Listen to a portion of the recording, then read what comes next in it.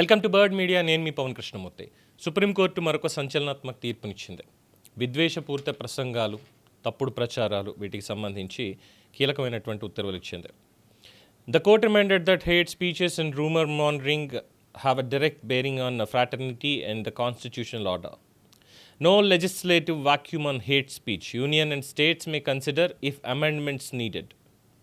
అంటే ఈ ప్రసంగాలు, విద్వేషపూరిత ప్రసంగాలు, విషపూరిత రాతలు, కుట్రపూరిత అబద్ధపు కథనాలు రాసే, ప్రసారం చేసే వాళ్ళ మీద కఠినంగా చర్యలు తీసుకునేలా చట్టం చేసుకోవచ్చు. ఆ చట్టంలో ఉన్న వాటిని సవరించుకోవచ్చు ఏమైనా లోపాలు ఉంటే. అంటే విద్వేష ప్రసంగాలు చేసి రెచ్చగొట్టే ధోరణితో ఉన్నటువంటి వాళ్ళ మీద ఒకవేళ చట్టపరమైనటువంటి ఏమైనా లొసుగులు లోపాలు ఉంటే వాటిని మీరు సవరించుకోవచ్చు, చట్టాన్ని మీకు అనుగుణంగా మార్చుకోవచ్చు.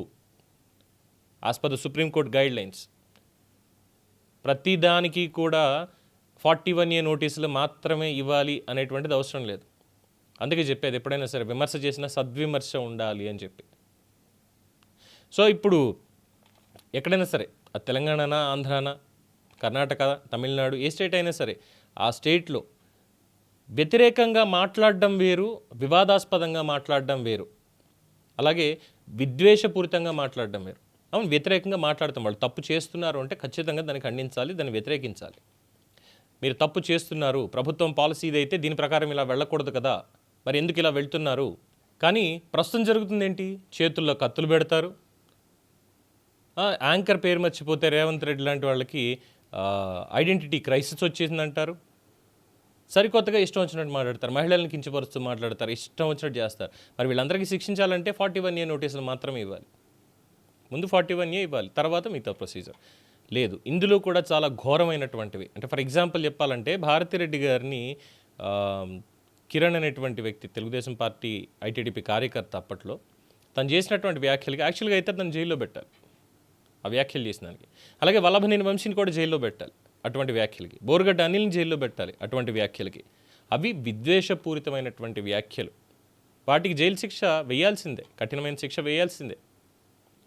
కానీ ఏంటి, అవి మాట్లాడిన దగ్గర 41A నోటీసులు ఇవ్వడం ముందు ఇవే జరిగింది. అందులో శిక్ష ఎంత పడుతుంది, ఇలాగన్నారు. అవి కాకుండా ఇంకా చాలా ఉన్నాయి. పూడి శ్రీహరిది ఇప్పుడు ఏమైంది? అది విద్వేషాలను రెచ్చగొట్టేటువంటి విధంగానే, వ్యక్తిత్వహనం చేసే విధంగానే ఉంది కదా, అలాగా. సో ఇలాంటి విద్వేషపూరితమైనటువంటి వ్యాఖ్యలకి, తప్పుడు విషపు రాతలకి, కుట్రపూరితపు అబద్ధాలకి ఫ్యాక్ట్ చెక్ చూస్తే తెలుస్తుంది మనకి కుట్రపూరితంగా అబద్ధాలు ఏం చెప్తున్నారు అనేటువంటిది. సో వాటిని కథనాలు రాసేవాళ్ళు, ప్రసారం చేసేవాళ్ళు, వీళ్ళందరి మీద కూడా చర్యలు కఠినంగా తీసుకునేలా చట్టం చేయడం ఉత్తమం అని చెప్పి న్యాయ నిపుణుల సలహా.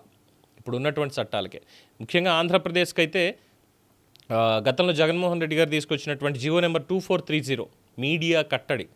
సో దానికి కాస్త పదును పెట్టి దాన్ని ప్రయోగిస్తే ఇక ఎవరు దాన్ని ఉల్లంఘించడానికి కూడా లేనటువంటి పరిస్థితి. ఆ చట్టాన్ని మరిగో దొంగ చట్టాన్ని తీసుకొచ్చారనడానికి కూడా లేదు. ఎందుకంటే అది తీసుకొచ్చింది వాళ్ళే, ఆ జీవో నెంబర్ 2430 మీడియాని కట్టడి చేయడానికి,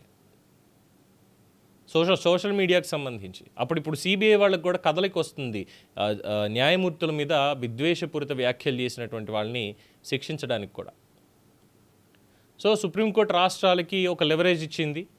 ఏ రాష్ట్రానికి ఆ రాష్ట్రం చూసుకుని దానికి తగ్గట్టుగా ఆ అమెండ్మెంట్స్ చేసుకోవచ్చు, వీటిని ఉపేక్షించక్కర్లేదు అనేది మాత్రం చాలా స్పష్టంగా చెప్పింది. చూద్దాం ప్రభుత్వాలు ఎటువంటి నిర్ణయం తీసుకుంటాయి అనేది. ఇకపైన మాట్లాడేటప్పుడు సభ్యతా సంస్కారంతో సద్విమర్శ చేయొచ్చు. అంతేగాని అమనాబూతులు తిడతాం, ఇష్టం వచ్చినట్టు రాస్తాం, ఇష్టం వచ్చినట్టు ప్రజెంట్ చేస్తాం అంటే ప్రభుత్వాలు ఊరుకునేటువంటి ప్రసక్తి లేదు. దీని మీద మీ అభిప్రాయం తెలియచేయండి. చూస్తూనే ఉండండి ది బర్డ్ మీడియా.